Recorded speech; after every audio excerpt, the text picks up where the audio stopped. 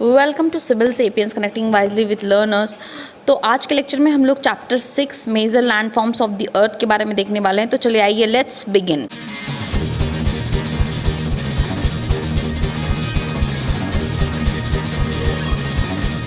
तो major landforms of the earth, basically जो जितने भी नेचुरल सरफेस पे नेचुरल फीचर्स हैं, कोई भी लैंड फॉर्म होता है, आप देखते हो कि अर्थ पे जो सारे लैंड है, सरफेस है अर्थ का, वो सारी जगह पे इवन नहीं होता, सेम नहीं होता। सब जगह different different infinite varieties of land forms होते हैं जो कि रस्ट रहते हैं, कहीं लैंड फ्लैट रहता है, तो different varieties of land forms होते हैं।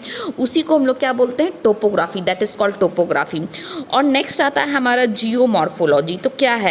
बेसिकली जो फॉर्मेशन होती है ये सारे लैंड फॉर्म्स की एक प्रोसेस के थ्रू होती है। टू मेजर प्रोसेस होते हैं। तो जो दोनों मेजर प्रोसेस होते हैं, जियोमॉर्फोलॉजी उसको कहते हैं, साइंस ऑफ फॉर्मेशन को हम लोग, उस प्रोसेस ऑफ फॉर्मेशन को हम लोग जियोमॉर्फोलॉजी कहते हैं। Geo stands for earth and morpho stands for form and logy logos stand for studies, यानी कि अर्थ फॉर्म्स की स्टडी को हम लोग बोलते हैं जियोमॉर्फोलॉजी। नेक्स्ट हम लोग देखेंगे कि बेसिकली दो प्रोसेस है लैंड फॉर्म्स की फॉर्मेशन का। एक है हमारा एक्सटर्नल प्रोसेस और दूसरा है हमारा इंटरनल प्रोसेस। तो जो इंटरनल प्रोसेस होता है वो अर्थ के इंटरनल हीट और प्रेशर की वजह से होता है। उसमें अपलिफ्टमेंट होते हैं कुछ अर्थ सरफेस पे, सेवरल प्लेसेस पे सब्सिडेंस की वजह से कुछ रीबिल्डिंग होती है। तो इन सारे से क्या होता है, कहीं पे अपलिफ्टमेंट हो जाता है सरफेस का, कहीं पे सिंक हो जाता है अर्थ का सरफेस डिफरेंट प्लेसेस पे, और उसकी वजह से ही जो फॉर्मेशन होते हैं लैंड फॉर्म्स के। तो एग्जाम्पल उसमें जो इंटरनल प्रोसेस है उसको हम लोग वो होता है, एग्जाम्पल हो गया हमारा अर्थक्वेक या कोई वोल्केनिक एक्टिविटीज़। और कौन कौन से लैंड फॉर्म होते हैं इंटरनल प्रोसेस के द्वारा, जैसे माउंटेन्स हो गए, next we have plateaus, then we have plains. External process में क्या क्या आता है? एक्सटर्नल प्रोसेस में जो भी एक्सटर्नल नेचर के द्वारा कैरिड है, मान लीजिए कि जो विंड होता है वो क्या करता है, ब्लो करता है और कुछ पार्ट को वेयर करते हुए वहाँ से सॉइल को इरोड करते हुए दूसरी जगह डिपॉजिट करता है, तो वहाँ पे लैंड फॉर्म्स के फॉर्मेशन हो जाते हैं। और जहाँ से भी जो ये प्रोसेस किसी के आउट भी कैरिड बाय एक्सटर्नल एजेंट हो सकता है, एजेंट कुछ भी हो सकता है, वाटर हो सकता है, एयर हो सकता है, विंड हो सकता है, आइस हो सकती है।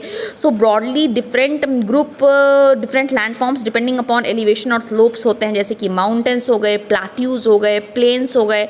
तो चलिए आइए माउंटेन्स के बारे में देखते हैं। अर्थ की सरफेस पे जो नेचुरल एलिवेशन है उसी को हम लोग माउंटेन बोलते हैं। तो माउंटेन्स के लिए स्मॉल समिट भी हो सकते हैं, उनका लार्ज बेस, ब्रॉड बेस होता है। बेसिकली माउंटेन्स इस फॉर्म में रहते हैं, बेस ब्रॉड रहता है और जो पीक रहता है वो स्मॉल भी हो सकता है। हाइट वैरी कर सकती है depending upon the factors.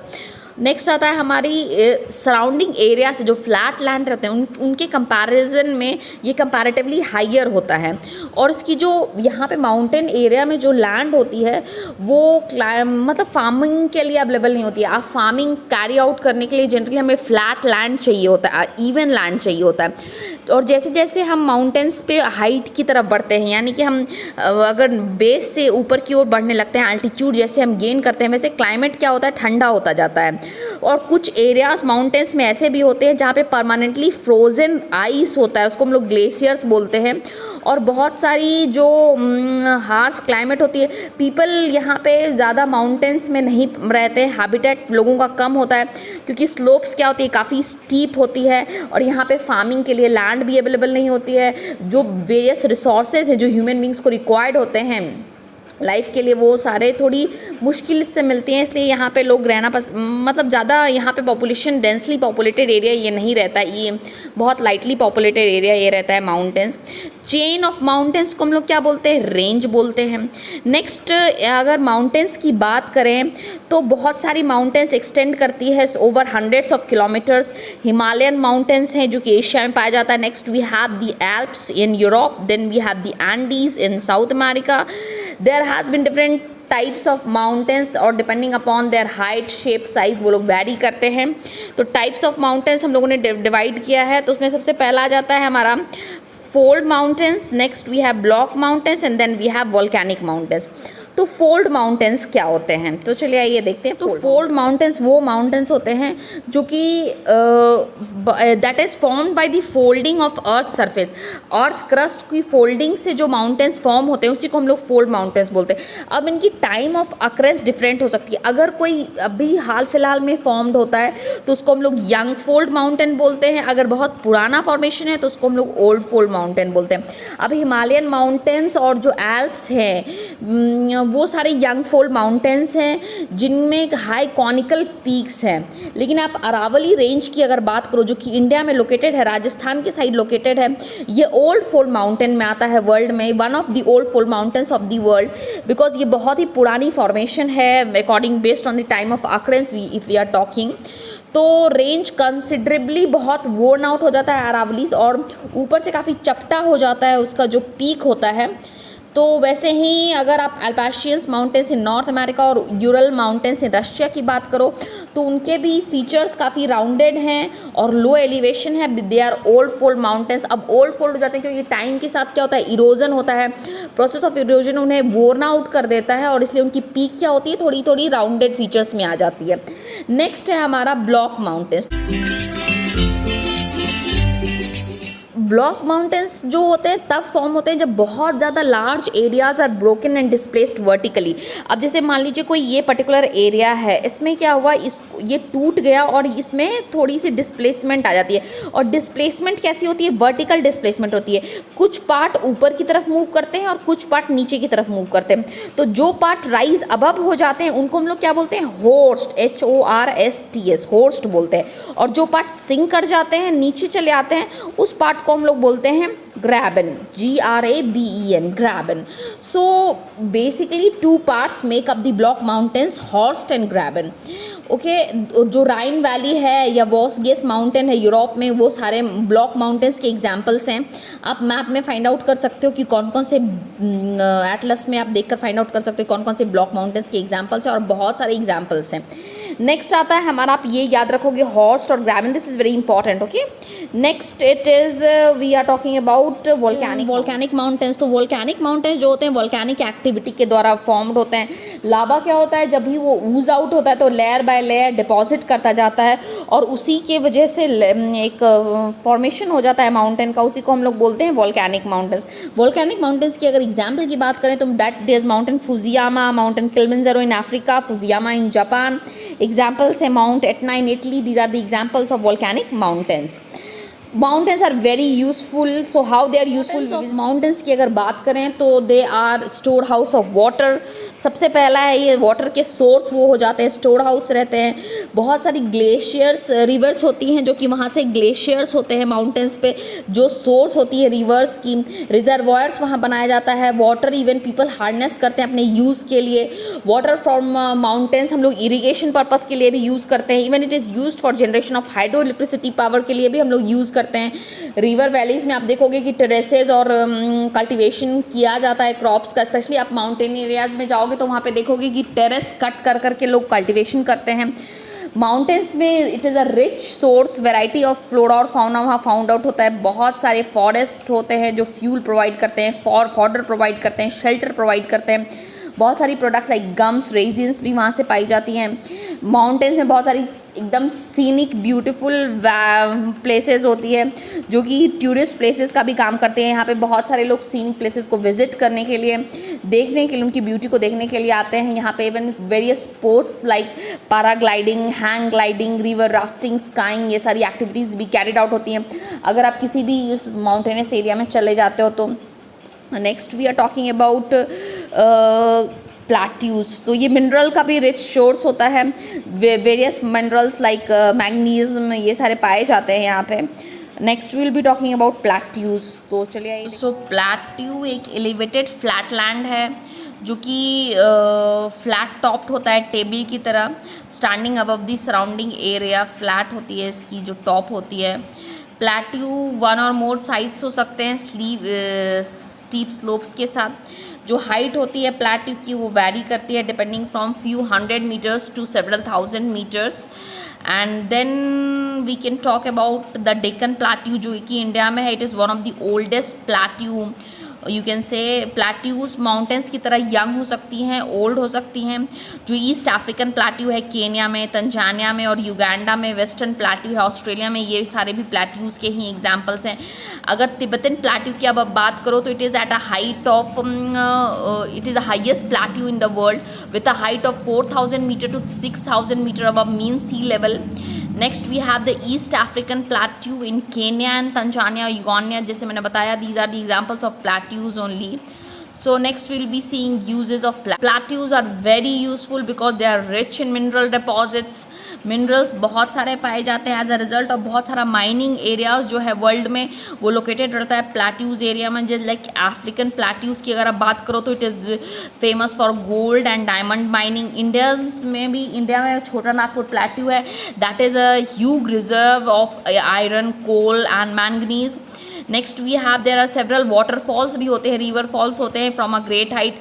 India में अगर आप देखो तो हुंड्रू फॉल्स है जो कि छोटा नागपुर प्लेट्यू पे है सुबर्णा रेखा पर. Jog falls in Karnataka is also example of such waterfalls.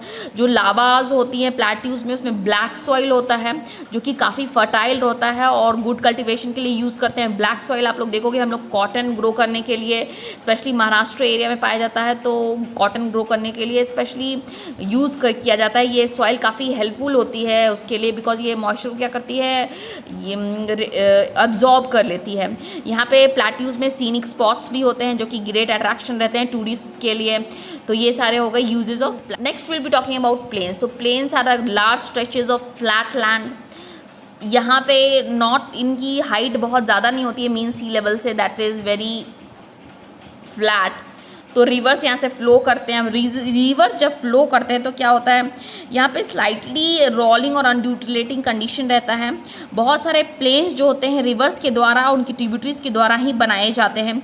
जब भी रिवर फ्लो करता है तो क्या होता है, जैसे ही वो स्लोप माउंटेन स्लोप से नीचे आता है तो उनको इरोड करता जाता है. और इरोड करने के साथ साथ वो क्या करते हैं, जैसे जैसे वो आगे बढ़ते जाते हैं सारे इरोडेड मटेरियल को अपने साथ कैरी करते हैं. और जब वो फ्लैट प्लेन में चले जाते हैं तो ये सारे इरोडेड मटेरियल्स को वो डिपॉजिट कर देते हैं जो कि बहुत सारे स्टोन से, सैंड से, सिल्ट से बना होता है जो कि वो कैरी करते हुए आए माउंटेन रीजन से. अब ये जो डिपॉजिट्स होते हैं इसी की वजह से प्लेन्स फॉर्म्ड हो जाते हैं.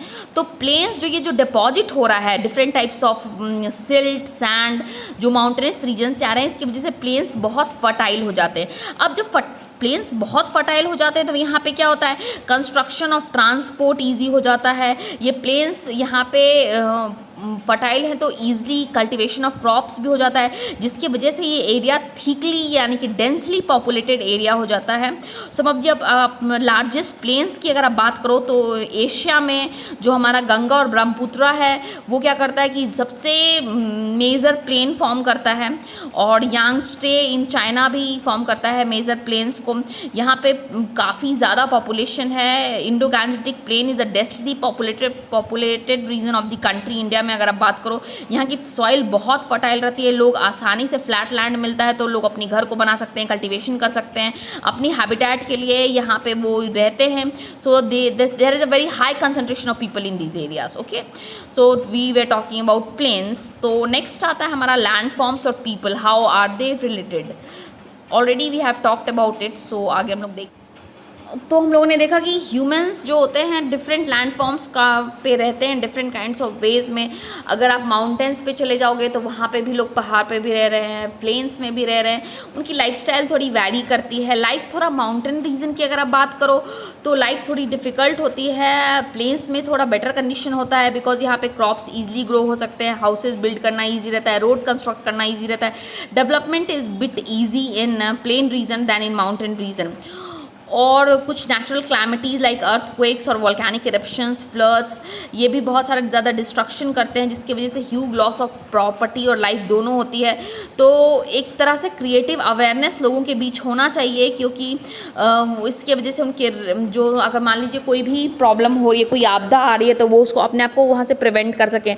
और हमें अपनी सराउंडिंग के बारे में अच्छी खासी जानकारी होनी चाहिए कि हम अपने अराउंड जो वाटर है, जो लैंड है, जो एयर है उसको कैसे हम सस्टेनेबली यूज़ कर सकते हैं विदाउट वेस्टिंग इट प्रॉपरली हम उसको यूज़ कर पाएंगे। तभी तो अगर हम प्रॉपरली उसको यूज़ करते हैं तो हमारी ड्यूटी है कि हम अपने आने वाले जनरेशन को एक प्रॉपर बेटर अर्थ प्रोवाइड कर पाएँ for our future generation, because we are not only there, our coming generation is also there.